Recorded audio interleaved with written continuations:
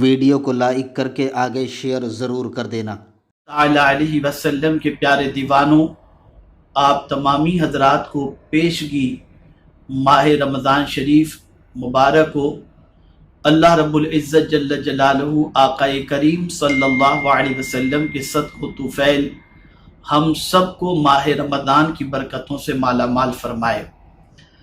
آج میں آپ کے سامنے آقا کریم صلی اللہ تعالی علیہ وسلم ماہ رمضان شریف کا استقبال کس طریقے سے کرتے اور رسول اعظم صلی اللہ علیہ وسلم صحابہ سے کیا فرماتے اور کون سی دعا پڑھتے، میں اس حوالے سے کچھ باتیں آپ کی خدمت میں پیش کرنے کی سعادت حاصل کرتا ہوں۔ اللہ رب العزت جل جلالہ مجھے حق کہنے اور آپ تمامی حضرات کو حق سننے کی توفیق عطا فرمائے۔ میرے پیارے آقا صلی اللہ تعالی علیہ وسلم کے پیارے دیوانوں، جب ماہ رمضان شریف کا چاند نظر آ جاتا تو رسول اعظم صلی اللہ تعالی علیہ وسلم لوگوں سے خطاب فرماتے اور ارشاد فرماتے، لوگو تمہارے پاس ماہ رمضان تمام مہینوں کا سردار آ گیا، ہم اسے خوش آمدید کہتے ہیں۔ تو جیسے ہی چاند نظر آ جائے آپ بھی لوگوں سے یہ بات سرکار کی سنت کے اعتبار سے کہیں کہ تمام مہینوں کا سردار آ گیا، ہم اس ماہ مبارک کو خوش آمدید کہتے ہیں۔ میرے پیارے آقا صلی اللہ تعالی علیہ وسلم کے پیارے دیوانوں، رسول اعظم صلی اللہ تعالی علیہ وسلم صحابہ کرام علیہم الرضوان کو یہ کہتے ہوئے مبارکباد بھی دیتے کہ تم پر رمضان کا مہینہ آیا ہے جو نہایت ہی بابرکت ہے، اس کے روزے اللہ نے تم پر فرض فرمائے، اس میں جنت کے دروازے کھول دیے جاتے ہیں اور دوزخ کے دروازے بند کیے جاتے ہیں، شیطان کو باندھ دیا جاتا ہے۔ اس ماہ مبارک کی ایک رات جو 1000 مہینے سے افضل ہے، جو اس سے محروم رہ گیا وہ محروم ہی رہے گا۔ آقا کریم صلی اللہ علیہ وسلم اس طرح سے صحابہ کرام علیہ الرضوان کو مبارکباد دیتے۔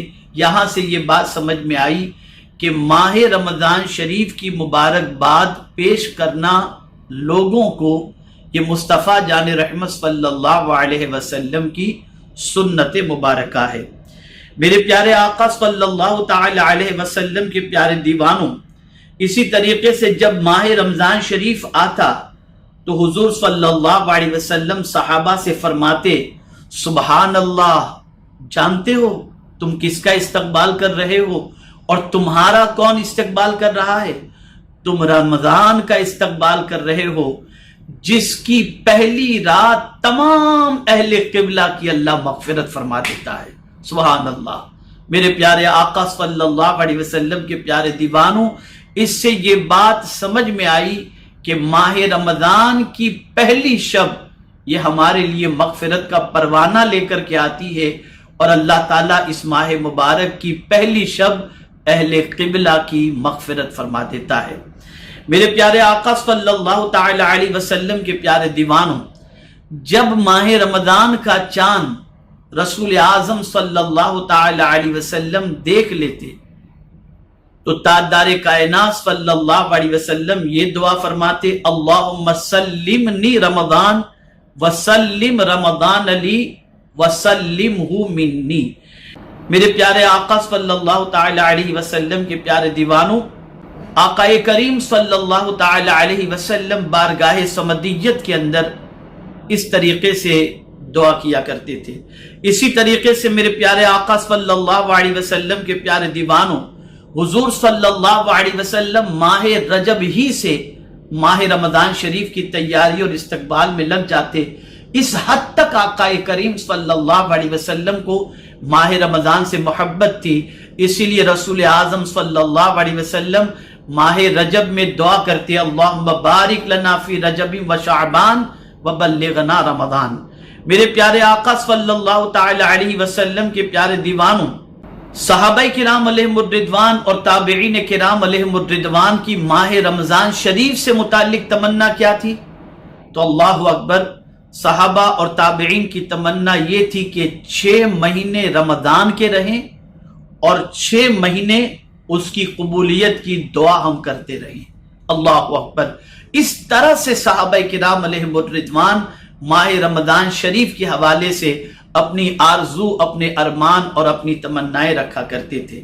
میرے پیارے آقا صلی اللہ تعالی علیہ وسلم کے پیارے دیوانوں، اسی طریقے سے جب ماہ رمضان المبارک کا چاند نظر آتا تو رسول گرامی وقار صلی اللہ علیہ وسلم کا چہرہ فاق ہو جاتا۔ کس وجہ سے؟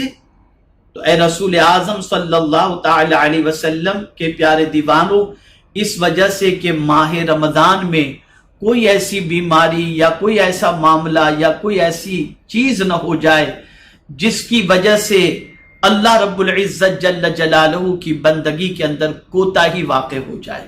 اللہ اکبر۔ سرکار صلی اللہ علیہ وسلم کو ماہ رمضان میں عبادت کی اتنی فکر تھی کہ اس ماہ مبارک کا کوئی لمحہ بھی عبادت سے غفلت یا کسی عارضے کے لاحق ہونے کی وجہ سے عبادت سے محرومی میں نہ گزر جائے۔ اللہ تعالی ہمیں بھی آقا کریم صلی اللہ علیہ وسلم کے صدق و طفیل ماہ رمضان المبارک کے اندر صحت، توانائی، ایمان، عافیت عطا فرمائے تاکہ ہم بھی ماہ رمضان شریف کو اچھی طریقے سے ذوق بندگی اور شوق عبادت کے اندر گزار سکیں۔ میرے پیارے آقا صلی اللہ تعالی علیہ وسلم کے پیارے دیوانوں، ایک خاص بات مجھے آپ کو عرض کرنی ہے۔ آقا کریم صلی اللہ علیہ وسلم نے کتنے سال روزے رکھے؟ تو رسول اعظم صلی اللہ علیہ وسلم کو ماہ رمضان 9 نصیب ہوئے، اور رسول اعظم صلی اللہ تعالی علیہ وسلم نے یعنی سن 2 ہجری میں جب روزے فرض ہوئے ماہ رمضان کے، اس کے بعد حضور نے 9 سال پائے، اور رسول اعظم صلی اللہ علیہ وسلم نے ماہ رمضان کے 9 سال روزے رکھے۔ ایک بہت اہم بات اور بہت ضروری بات آپ کے گوش گزار کرتا ہوں۔ آپ جانتے ہیں جس ہجری میں یعنی سن 2 ہجری کے اندر جب ماہ رمضان کے روزے فرض ہوئے تو یہ فرضیت کے حکم کی آیت جو نازل ہوئی وہ دن کون سا تھا؟ وہ پیر کا دن تھا، سوموار کا دن۔ ماشاءاللہ، آقا کریم صلی اللہ علیہ وسلم کی ولادت جس دن ہوئی اسی دن پروردگار جل جلالہ نے یعنی پیر کے روز میرے آقا صلی اللہ تعالی علیہ وسلم کی امت پر اللہ رب العزت جل جلالہ نے روزے فرض فرمائے۔ اور ہجرت کے بعد، اس لیے کہ سرکار ہجرت فرما کر مدینے تشریف لے گئے اور مدینہ منورہ میں روزے کی فرضیت کا حکم نازل ہوا، تو مدینہ منورہ سرکار کے پہنچنے کے بعد 2 بڑی نعمتیں اللہ رب العزت جل جلالہ نے حضور صلی اللہ علیہ وسلم کو ہجرت کے بعد عطا فرمائیں۔ پہلی نعمت، پروردگار نے بیت اللہ کو قبلہ بنایا، اور دوسری نعمت اللہ عز و جل نے ماہ رمضان کے روزے فرض فرمائے۔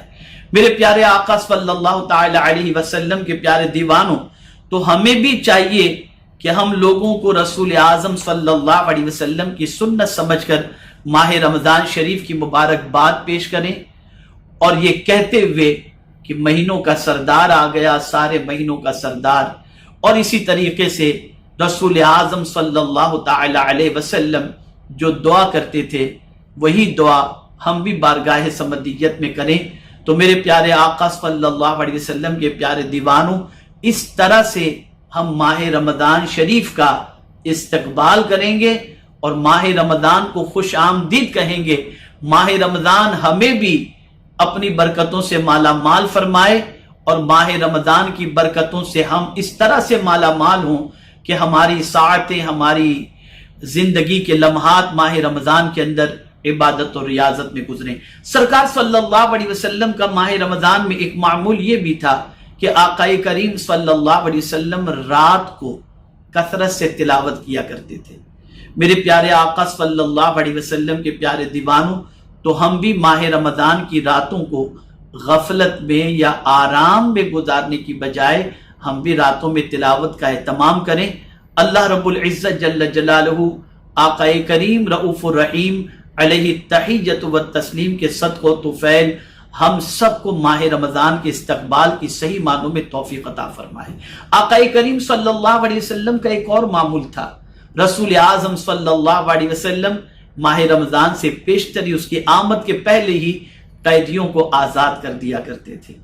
میرے پیارے آقا صلی اللہ تعالی علیہ وسلم کے پیارے دیوانوں، ہم بھی کچھ اس قسم کی کوششیں کریں کہ اگر کوئی ایسا بندہ ہے جو کسی اعتبار سے قرض میں ڈوبا ہے، کسی اور پریشانی میں ڈوبا ہے، ہمارے ماتحت تو کوئی قیدی ہے نہیں کہ ہم قیدیوں کو آزاد کریں، لیکن اگر وہ کسی اور پریشانی کی قید کے اندر ہے تو ہم اس کو اس پریشانی سے نجات دلانے کی کوشش کریں، تاکہ اللہ تعالیٰ آقا کریم صلی اللہ تعالی علیہ وسلم کے صدقہ و طفیل ہم پر بھی کرم کی نظر فرما دے۔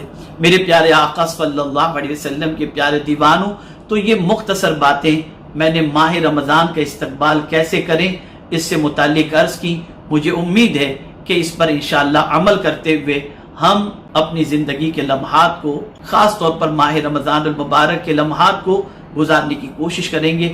اللہ رب العزت جل جلالہ آقا کریم رؤوف الرحیم علیہ التحیۃ والتسلیم کے صدقہ و طفیل مجھے آپ کو سب کو توفیق نصیب فرمائے۔ وما علینا الا البلاغ المبین۔ السلام علیکم ورحمۃ اللہ وبرکاتہ۔